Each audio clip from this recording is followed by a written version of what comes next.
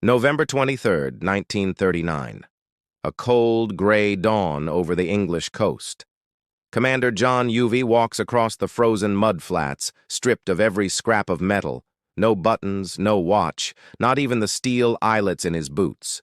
Before him lies a dark cylinder half buried in the mud, silent, menacing. One wrong move, and he and his team will vanish in a flash of light.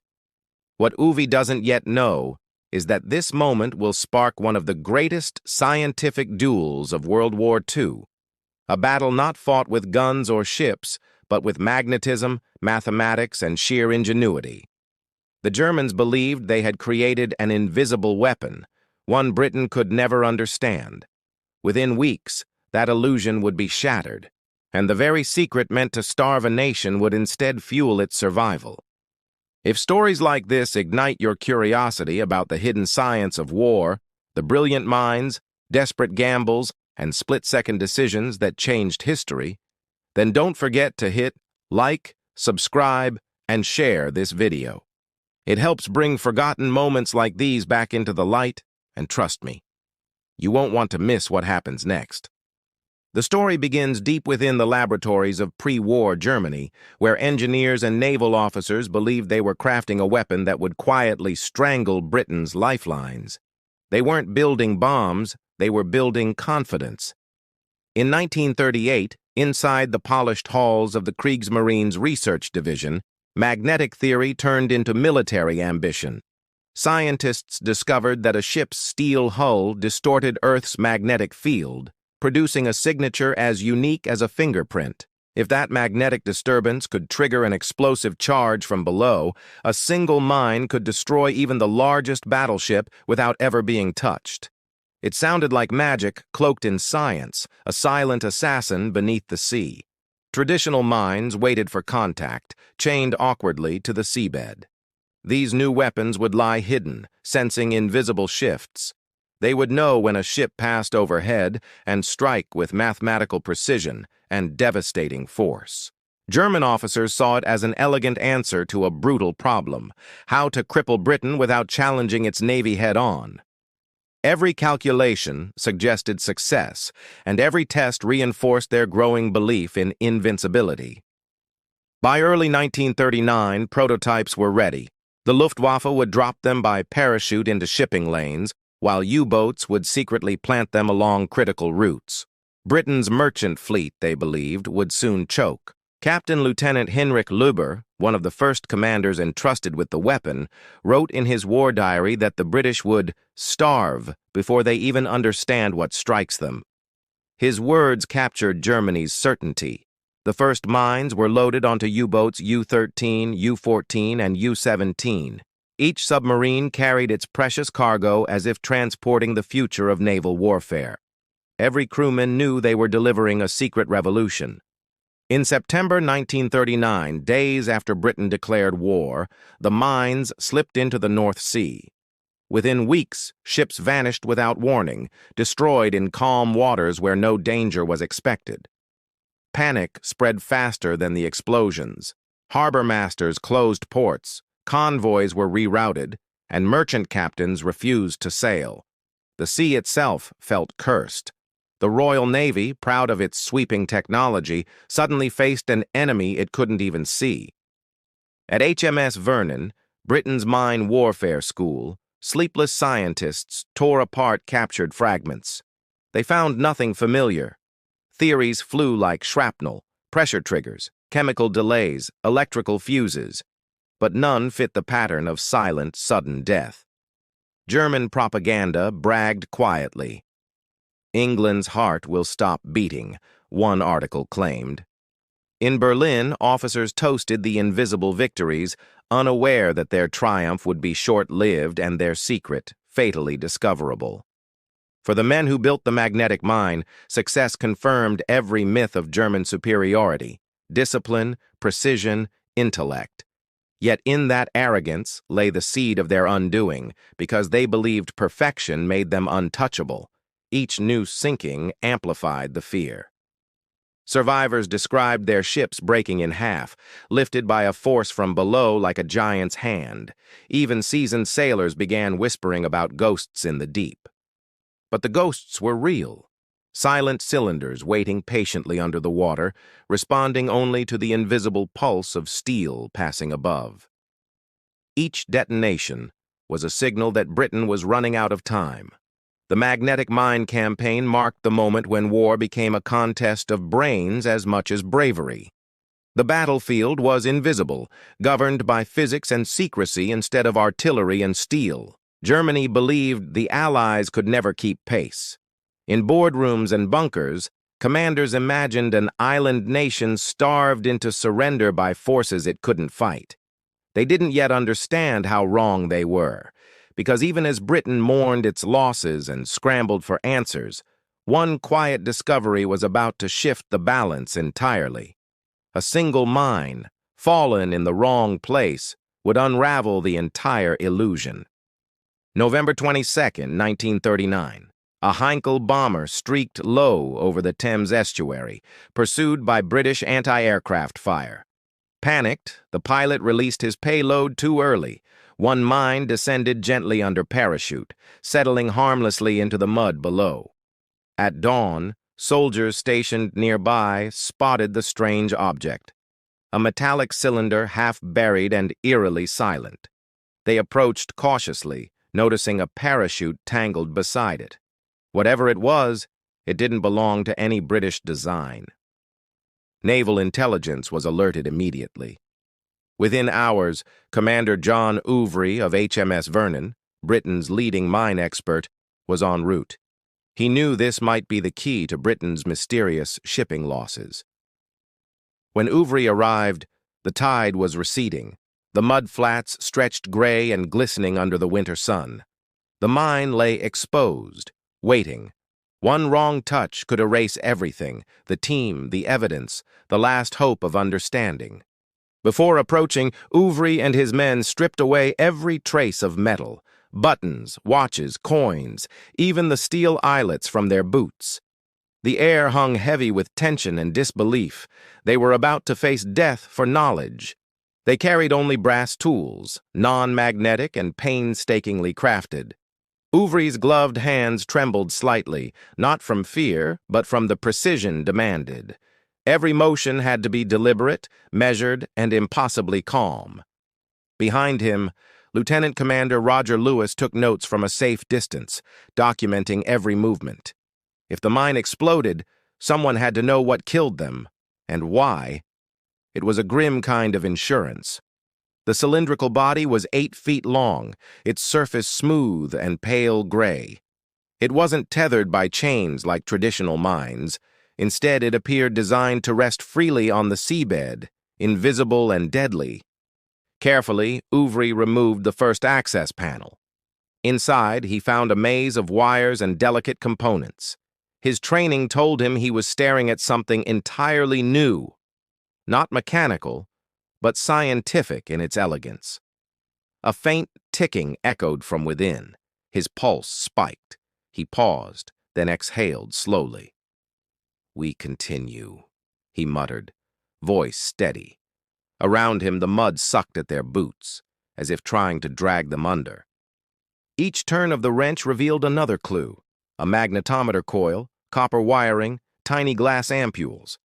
This wasn't the work of ordinary engineers. It was physics turned into warfare. The realization chilled everyone watching.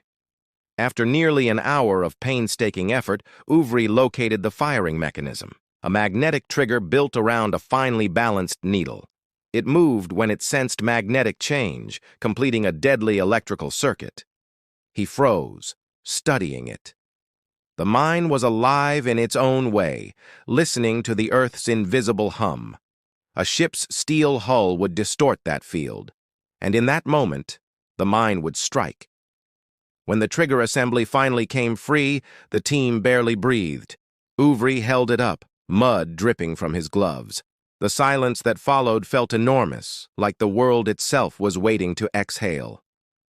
The device was rushed to Portsmouth that night. There, physicists Albert B. Wood and W.F.B. Shaw dismantled it under bright lamps, tracing the mechanism that had paralyzed Britain's shipping lanes for months. The secret was magnetic induction. For the first time, Britain understood what it faced and how it might be beaten. The mine wasn't invincible. It followed the laws of magnetism, and what followed could be measured, reversed, neutralized.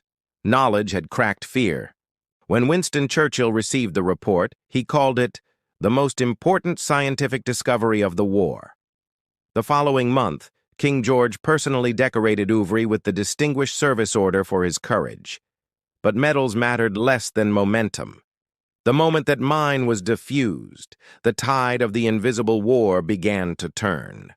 From that muddy shore, a race against magnetism itself had truly begun. Inside the laboratories of HMS Vernon, the diffused magnetic trigger lay under bright lights, surrounded by exhausted scientists. Albert B. Wood examined the mechanism, his pencil tapping as realization dawned. This wasn't magic. It was measurable, understandable physics. The discovery electrified the room. For weeks, Britain had fought an invisible enemy, and now the mystery had a face, an elegant magnetometer designed to sense a ship's magnetic signature. Every ship, Wood realized, was its own magnetic fingerprint. If ships could create magnetic fields, they could also neutralize them. Commander Charles Goodeve, a Canadian chemist turned naval scientist, proposed a radical idea. If we can reverse a ship's field, we make it invisible. It was deceptively simple. By wrapping electrical cables around a ship's hull and running current through them, they could generate an opposite magnetic field, canceling out the ship's natural magnetism entirely. They called it degaussing. Goodeve sketched diagrams on a chalkboard, calculating field strengths and current flow. His colleagues doubted it could work on massive warships, but the theory was sound, and desperation demanded experimentation more than perfection. Within days, technicians began fitting copper coils to HMS Vernon's test vessel. They powered the system, watched compasses twitch, and measured magnetic shifts. The results were stunning. The ship's field had vanished like smoke. Word spread fast through the Admiralty. Ships from Portsmouth to Scapa Flow began receiving orders to install degaussing coils. The docks blazed with light as welders worked through nights, transforming theory into fleet-wide protection. Major ships like HMS Ark Royal were among the first fitted.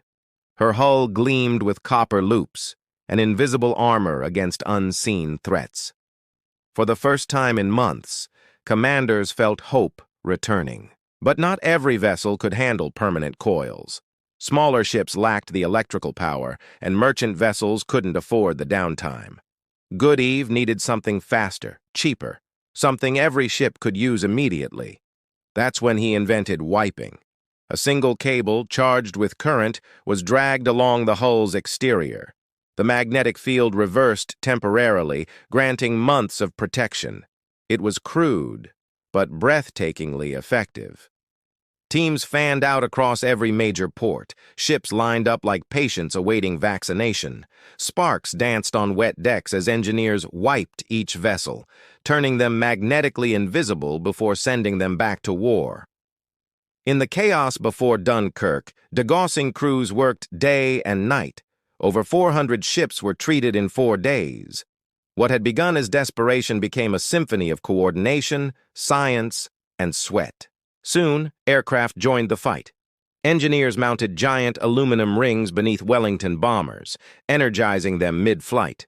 These flying loops created magnetic pulses that detonated German mines from a safe distance, an audacious blend of science and courage.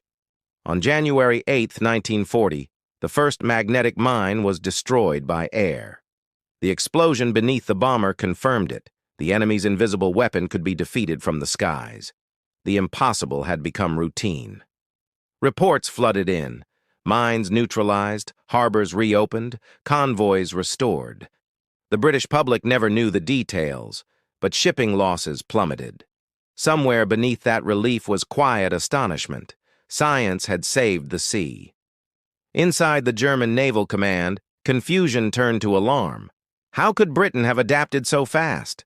They had spent years perfecting their weapon. The British had unraveled it in weeks. Pride turned to panic. One German report lamented, "Our 3-year advantage has evaporated in 3 months." The Reich's illusion of technological supremacy cracked. For the first time, they realized their enemies could outthink them as well as outfight them. In laboratories, on docks, and in muddy shipyards, Britain had struck back, not with vengeance, but with understanding. The age of blind fear had ended. The war of magnetism now belonged to the Allies. By early 1940, Britain's coastlines had transformed into factories of survival. Every dock, every slipway, every shipyard hummed with activity as workers installed copper coils and dragged degaussing cables across steel hulls day and night. The process seemed endless. Thousands of vessels waiting for their invisible armor. Sparks flew against the gray fog of winter mornings, welders shouting over the roar of generators. Science had become labor, and labor had become defense. At first, the scale overwhelmed the Admiralty. How could they possibly protect every ship before the next wave of mines arrived? Yet the workers, scientists, and sailors shared one motivation: never again be helpless. In Portsmouth, Glasgow, and Belfast, engineers worked beside dockhands, soldiers beside civilians. There was no rank here, only urgency. Each successfully degaussed ship meant one fewer ghost on the sea's surface tomorrow.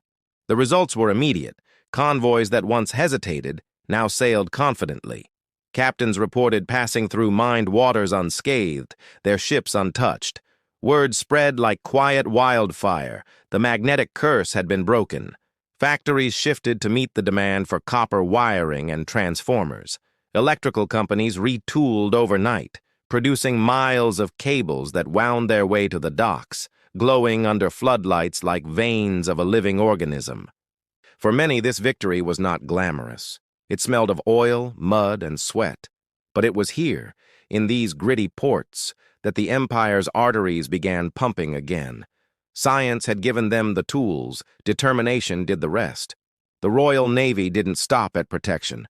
They went on the offensive. Minesweepers equipped with electromagnetic rings began scouring the waters, detonating magnetic mines before they could threaten convoys. The hunters had become the hunted.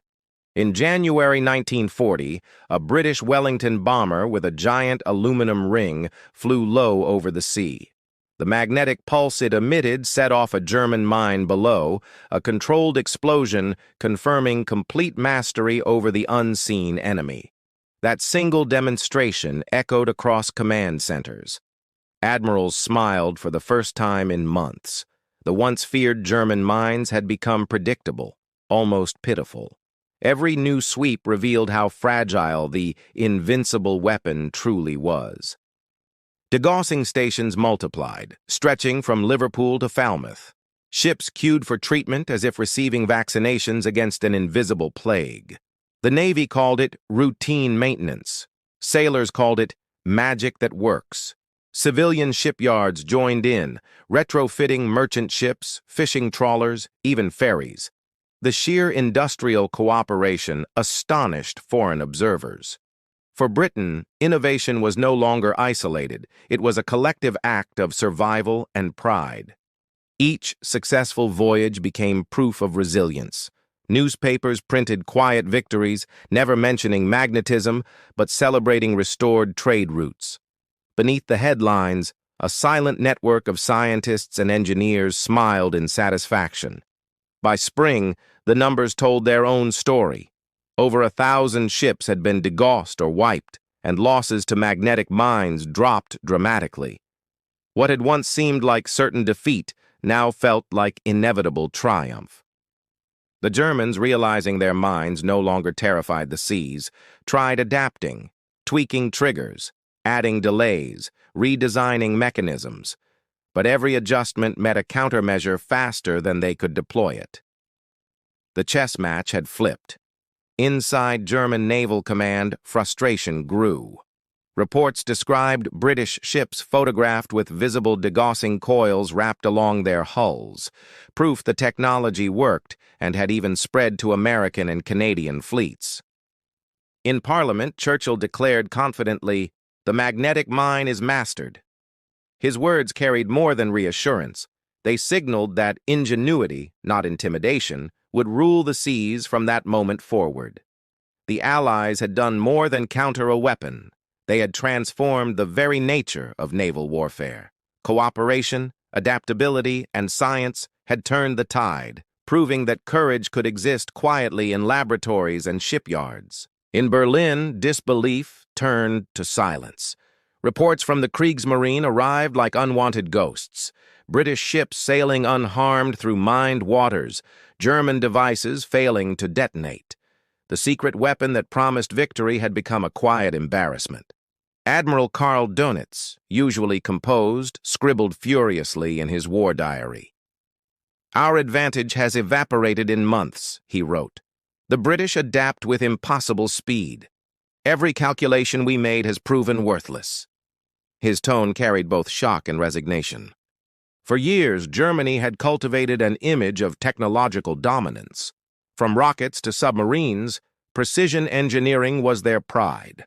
The magnetic mine was supposed to confirm that superiority, yet it was now proof of its limits. Captured correspondence revealed panic within German research circles. Engineers proposed increasingly complex variations, mines triggered by pressure, sound, or time delays. But every new idea consumed scarce materials and introduced new failures. Perfection had turned into paralysis. By early 1940, British reconnaissance planes photographed warships clearly fitted with degaussing coils. The evidence was undeniable. Germany's proud innovation had been countered, copied, and mastered before their scientists could even react. Confidence collapsed faster than production could recover. Captain Fritz Julius Lemp of U-30 lamented privately, "Our secret weapon is secret no more. The British adapt faster than we can innovate." His frustration echoed through the submarine fleet, where morale sank with each lost illusion. In Hamburg's factories, workers whispered questions no propaganda could silence. "If the mines are useless, why do we keep making them?" Production continued, but belief in victory through science began to fracture like cracked glass. The repercussions spread beyond laboratories. Nazi propaganda, once triumphant about miracle weapons, grew defensive. Newspapers avoided mentioning mines altogether, focusing instead on U-boat successes. Silence became the regime's only defense against humiliation. Meanwhile, British scientists shared their success freely with the Americans. Photographs of the liner Queen Mary in New York Harbor showed visible degaussing cables, a clear message that transatlantic cooperation was already underway. Germany could only watch. For the Allies, this wasn't just a technical victory, it was moral. It proved that open collaboration could outmatch authoritarian secrecy. Where Germany hid its science behind fear, the Allies strengthened theirs through shared discovery. Even neutral observers noticed. A Swedish naval attaché wrote, "In 10 weeks, Britain nullified a weapon that took Germany 3 years to perfect. This is not luck. It is organization, cooperation, and willpower." The assessment stung Berlin deeply. As the British shipping lanes reopened, Dönitz faced a bitter truth. His submarines, once equipped with magnetic torpedoes derived from the same principle, were now failing too. The sea that once favored Germany was turning against them. German naval staff tried salvaging pride by emphasizing new weapon research, but the cracks were visible. Their laboratories were brilliant but isolated. Their scientists gifted but divided. Their leaders demanded miracles instead of understanding. The psychological toll was immense. Officers who once preached about German superiority now doubted their own command. They watched the Allies turn every challenge into opportunity, every setback into innovation. The myth of invincibility had drowned. Among British crews, confidence returned. Ships passed through minefields with steady nerves. "We trust the coils. one sailor joked, tapping his hull. For the first time since the war began, the sea felt survivable again. In London, Churchill praised the scientists of HMS Vernon, calling them the shield behind the fleet. Their triumph wasn't loud or dramatic. It was quiet persistence that turned panic into poise and science into strategy. German efforts to redesign the magnetic mine never recovered. The weapon became a symbol of arrogance, brilliantly conceived, fatally overestimated. Each failed detonation echoed a truth the Reich refused to admit: genius without humility breeds defeat. By 1941, even Germany's top naval officers accepted reality. The magnetic mine campaign was over. The war that had begun with invisible terror ended in visible humiliation. The Allies had not just survived, they had outthought their enemy. When the magnetic war finally quieted, it left behind more than wreckage and relief. It had redrawn the map of modern warfare, proving that victory no longer belonged to armies alone, but to intellect and cooperation. Across Britain's ports, degaussing stations kept running day and night. What began as an emergency now became routine maintenance. Ships came for wiping the way they came for fuel, a quiet ritual of survival.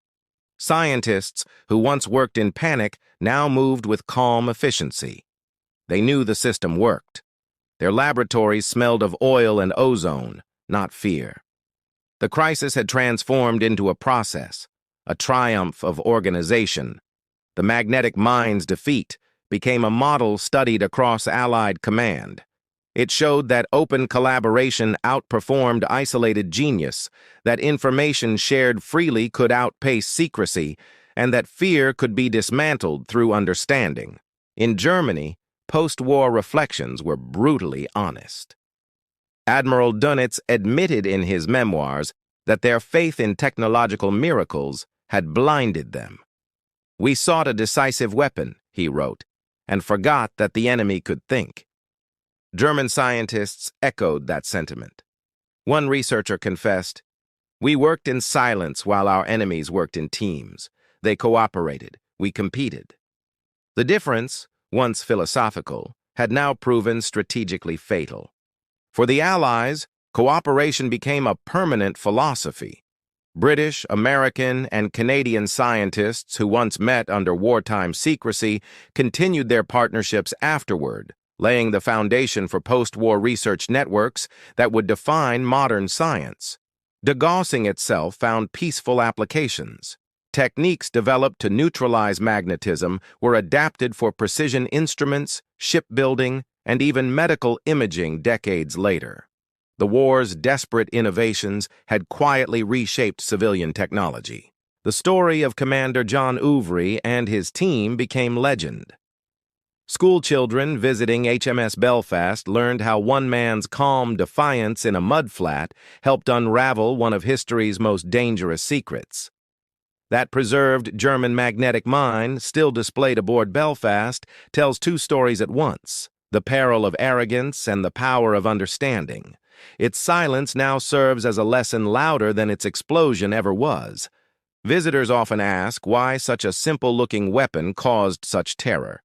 Guides explain that its true power wasn't in its explosives, but in its mystery. Once understood, the terror evaporated. Knowledge had disarmed fear. The psychological victory outlasted the technical one. Sailors who once dreaded invisible death now trusted invisible protection. They believed in their scientists, their shipyards, their systems. The alliance between intellect and courage had reshaped morale. Across the Atlantic, the United States applied those lessons instantly. When Japan deployed magnetic mines based on German designs, American forces neutralized them within days. What took months to master in Europe took hours in the Pacific. The magnetic war had taught a new rhythm: adapt, share, overcome. It became the heartbeat of Allied science, an echo that continued into radar, sonar, encryption, and nuclear research. Collaboration was no longer strategy, it was survival. German post-war analysts studying the failure called it a triumph of cooperation over isolation. Their reports quietly circulated through universities and industries, reminding future generations that innovation without openness is self-defeating. In Britain, the victory was memorialized not with parades, but plaques, dedications to the men who faced death armed only with curiosity. Their courage lay not in defiance, but in deliberate, patient understanding. When Commander Ouvry later reflected on that November morning, he said, "We faced a weapon that seemed invincible until we understood it. Once understood, it was simply another problem to solve." His calm humility defined an era, and that is the legacy of the magnetic war. Proof that no secret is eternal, no weapon unbeatable, no challenge unsolvable. When nations choose knowledge over fear, even the invisible can be conquered.